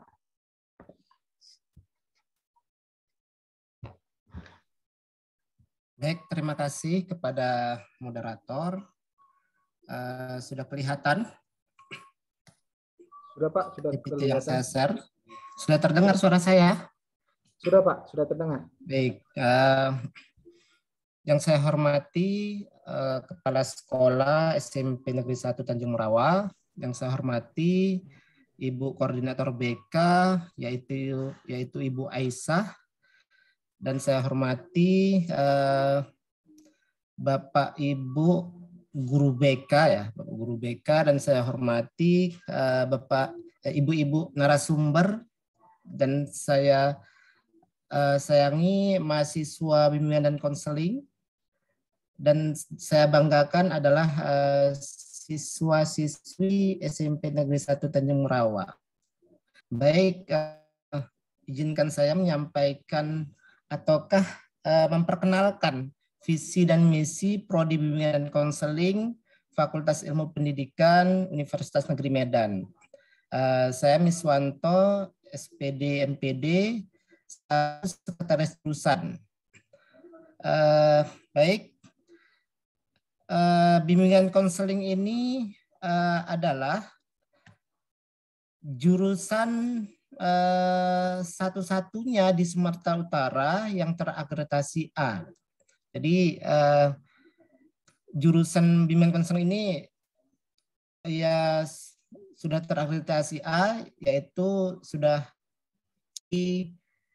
satu-satunya di Sumatera Utara. Selanjutnya ini prodi terfavorit SMPTN 2021 di Universitas Negeri Medan, yang ini urutannya kita di urutan yang keempat, sebanyak mendaftar adalah 1048 pendaftar. Ini kita salah satu 10 terfavorit ya di SMPTN 2021 di Universitas Medan. Nah, yang diterima berapa untuk tahun ini? 183. Coba bayangkan, yang mendaftar itu 1000 lebih, tapi yang diterima 183 mahasiswa. Ini kan alangkah bangganya ya kita ataukah adik-adik nanti untuk untuk SMP. Ya silahkan kalau ingin berminat untuk mendaftar di jurusan bimbingan konseling, ya dari sekarang lah, dari sekarang bina ataukah jaga prestasinya, lalu jaga cara belajarnya gitu, karena tidak mudah untuk berkompetisi gitu. Berapa saingannya gitu. Dari 1000 lebih kita hanya mengambil 183 orang saja, 183 mahasiswa. Nah, ini harus dipersiapkan walaupun adik-adik ini masih SMP, jadi harus dipersiapkan prestasinya sampai bahkan nanti di SMA. Oke, selanjutnya visi prodi bimbingan konseling. Nah, ini apa sih bimbingan konseling? Pada tahun itu menjadi program full di tingkat nasional dan regional dalam bidang ilmu bimbingan dan konseling profesional berkarakter. Jadi ini visi prodi BK itu menjadi profesional dan berkarakter gitu. Sudah kita mempunyai wawasan yang tinggi dan berkarakter juga. Karakter ini kita dibentuk tingkah laku kita agar menjadi apa ya, disiplin ya, aspek-aspek karakter lah, ataukah menjadi guru yang berkarakter. Oke, selanjutnya misi Prodi Bimbingan Konseling. Yang pertama, menyelenggarakan layanan pendidikan berbasis kompetensi dengan memberikan pengetahuan dan keterampilan dalam bidang ilmu bimbingan dan konseling profesional dan berkarakter. Yang kedua, mengembangkan dan menyebarluaskan ilmu bimbingan dan konseling berdasarkan penelitian ilmiah, jurnal, dan pertemuan ilmiah. Yang ketiga, mengembangkan budaya wirausahaan dan kemandirian. Dan yang keempat, melaksanakan kerjasama dan pengabdian kepada masyarakat melalui pelayanan bimbingan dan konseling berbasis multibudaya. Oke, ini tujuannya. Jadi tujuan Prodi Bimbingan Konseling ini ketika mahasiswa lulus di Prodi Bimbingan Konseling, yaitu menghasilkan lulusan yang memiliki kompetensi akademik, yang profesional dan berkarakter dalam bidang ilmu bimbingan dan konseling, yang mampu beradaptasi dan mengantisipasi perkembangan iptek, ilmu pengetahuan dan teknologi, dan permasalahan masyarakat. Yang kedua, menghasilkan temuan ilmiah yang mengacu pada penelitian, pengkajian, dan pengembangan ilmu bimbingan dan konseling yang dipublikasikan melalui jurnal nasional, regional, dan internasional. Yang ketiga, menghasilkan karya-karya dalam bidang bimbingan dan konseling yang berwawasan kewirausahaan dan kemandirian. Yang keempat, menghasilkan hubungan kerjasama dan pengabdian kepada masyarakat dengan berbagai pihak di bidang ilmu bimbingan dan konseling maupun pendidikan, baik pemerintah maupun swasta, yang berkaitan dengan masalah-masalah psikologis untuk kemaslahatan masyarakat. Nah, itulah sekilas info tentang visi, misi, dan tujuan jurusan bimbingan dan konseling.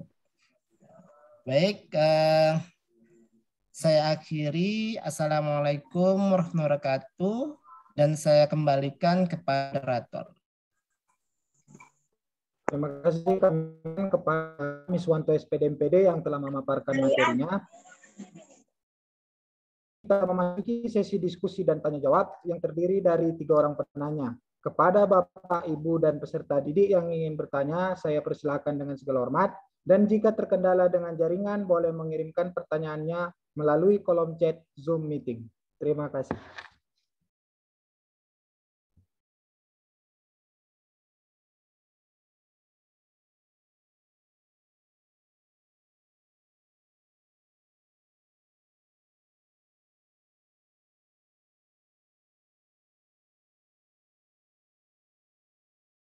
Lihat di chat, mungkin tidak ada. Kalau tidak ada, supaya nanti kita masuk ke penutupan. Ada atau enggak? Belum ada, Bu. Oke.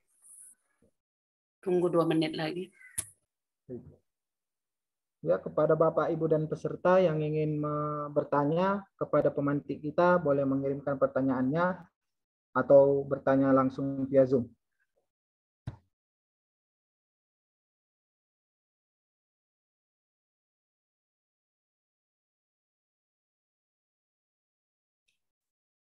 Baik, Bapak Rizky, kalau tidak ada yang bertanya, mungkin di sini kita bisa sesi sharing bagaimana pengalaman para Bapak Ibu guru BK dalam menjalankan konseling online pada masa pandemi pada saat ini.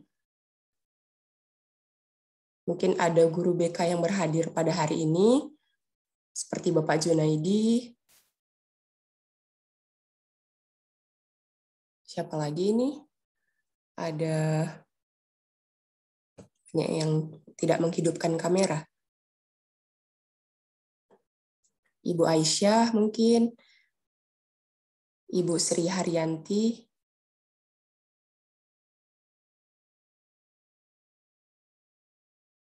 mungkin bisa sharing-sharing pengalaman melakukan konseling secara online pada masa pandemi ini, apa saja yang sudah dilakukan, dan apa yang rencananya akan dilakukan.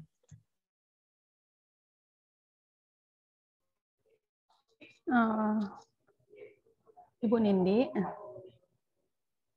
mungkin kita ada mau sharing sedikit aja ya Ibu ya, mungkin Ya, karena baik, Ibu. waktu juga gitu ya. Assalamualaikum warahmatullahi wabarakatuh. Gini, kalau kita ya di SMP gitu ya Bu ya, kita kan masa pandemi ini udah 1,5 tahun kita katakan, tidak banyak yang bisa kita lakukan. Satu, anak itu terkendala dengan jaringan, terkendala dengan paket. Ini pun saat yang ikut kegiatan ini ya, anak-anak kita harapkan hadir gitu ya kan, dengan waktu yang 2 jam gitu ya. Udah itu mereka kan juga mata pelajaran yang banyak yang mereka harus kerjakan melalui Zoom atau melalui Google Meet ya gitu ya, di Google Classroom-nya juga.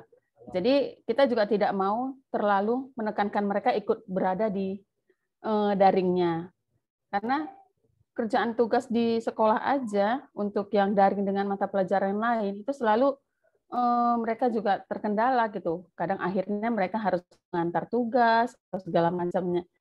Jadi ya paling kita kepada mereka tuh saat mungkin ketemu di sekolah, saat mengantar tugas, mungkin di situ kita bisa berbincang. Itu pun hanya sekedar saja. Tapi kalau kita untuk melakukan daring yang seperti ini, Bu, kecil sekali lah gitu. Paling nanti mereka melalui chat WA, Ibu, aku mau gini, Ibu, lihat di situ saja yang kita lakukan. Karena kita juga kasihan kondisi orang tua juga kita harus perhatikan. Mungkin itu yang bisa kita sharingkan gitu ya, Bu ya. Mungkin dengan guru BK yang di luar gimana gitu, mungkin ada bisa seperti apa mereka gitu. Mungkin itu ya, Bu Nindi. Baik, terima kasih banyak Ibu Aisyah yang telah sharing-sharing tentang pengalamannya menjadi guru BK pada era pandemi ini. Memang banyak sekali kendala-kendala guru BK yang tahun lalu juga telah kami lakukan di Deli Serdang juga di SMP Negeri 1 Patumbak. Sama halnya seperti kebanyakan guru-guru BK pada umumnya, terkendala soal jaringan, soal paket, soal uang untuk membeli paket. Nah, kemudian memang sedikit banyaknya secercah harapan dari bimbingan dan konseling bisa menyegarkan pikiran-pikiran yang mungkin terkendala dengan banyaknya tugas, dengan kehadiran kita melalui chat, melalui waktu yang kita luangkan, bisa mungkin bisa dikatakan kita melakukan konseling online. Walaupun melalui chat WhatsApp pun itu sudah sangat berharga sekali bagi siswa kita agar mereka bisa mengeluarkan apa yang ingin mereka katakan. Karena pada saat ini sejujurnya para siswa ingin sekali memperoleh kegiatan di luar dan mereka didengarkan apa yang menjadi permasalahannya. Mungkin bisa ditambahkan oleh Ibu Rahmulyani. Oke, baik. Terima kasih Bu Aisyah. Bu Aisyah, yang perlu lagi kita pikirkan kan Bu, jangan sampai nanti kita sebagai guru BK yang dianggap tidak melakukan apa-apa. Guru bidang studi terus mereka itu berkibar, selalu memanfaatkan kesempatan. Sementara guru BK apa kegiatannya dalam 1 bulan ke depan misalnya atau bulan yang lalu. Kan kita juga harus melaporkan kegiatan yang kita lakukan. Jadi setidak-tidaknya kalau tidak bisa setengah jam 40 menit, tidak bisa 40 menit, 30 menit, tidak bisa 20 menit. Yang penting guru BK sekarang ada realisasi dari peran dan tugasnya ibuku. Jadi itulah dia yang tadi itu perlu diprogram, perlu dibuat. Yang kalaupun nanti pada akhirnya bahwa seperti video yang ditugaskan tadi untuk dicari adalah untuk di-share, nanti ya itu kan online juga namanya, tapi dikoordinirkan gitu, dikondisikan kepada anak-anak semua, nanti ini jam sekian sampai jam sekian, kita sama-sama lihat WA masing-masing ya.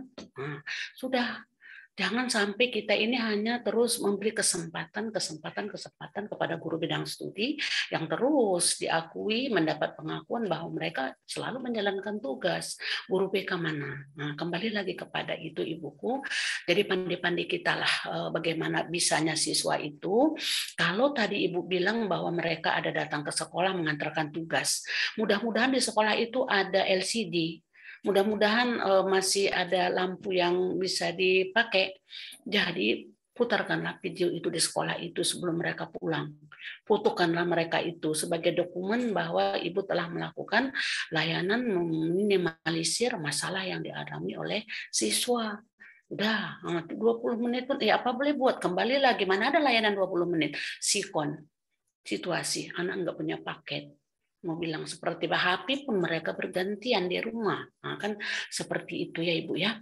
Jadi kepada Bapak Ibu guru BK di sini tetap harus kita tunjukkan mana kinerja kita sebagai guru BK. Apalagi kalau nanti diminta, ayo laporkan mana kerja guru BK untuk yang sekarang anggaplah yang PNS, apa yang mau dilaporkan Ibu.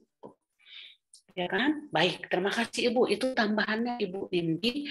Jadi cari trik kreatif aja kita gitu, Bu. Saya kembali ke Ibu Nindi. Baik, Ibu, terima kasih. kayaknya waktu kita Ya. biar anak-anak pun tidak bermasalah gitu kan. Kita tepat Ya. waktu saja. Baik, silahkan ditutup Rizky. Jadi sedikit Bapak Ibu untuk yang apa tadi tidak dikumpul ke kami ya, video tadi dalam waktu sampai tanggal 22 itu adalah untuk dokumen Ibu Bapak. Dan gunakanlah itu tidak untuk dikumpul ke kami hanya mencatatkan bahwa Ibu Bapak bekerja dan itu masuk di sertifikat 20 berapa jam itu ya. Oke, baik, terima kasih Ibu ke Rizky. Baik, terima kasih kami ucapkan kepada para pemantik diskusi kita.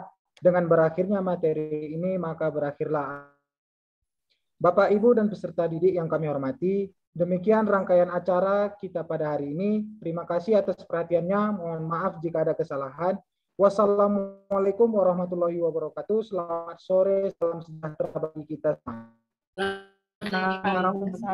Ibu Aisyah, terima kasih banyak. Ya, Ibu sama Eli, Ibu izin. terima kasih banyak Ibu ya. Terima kasih, Terima kasih Ibu Yani, Ibu Zuraida. Nanti kalau gimana kesempatannya nggak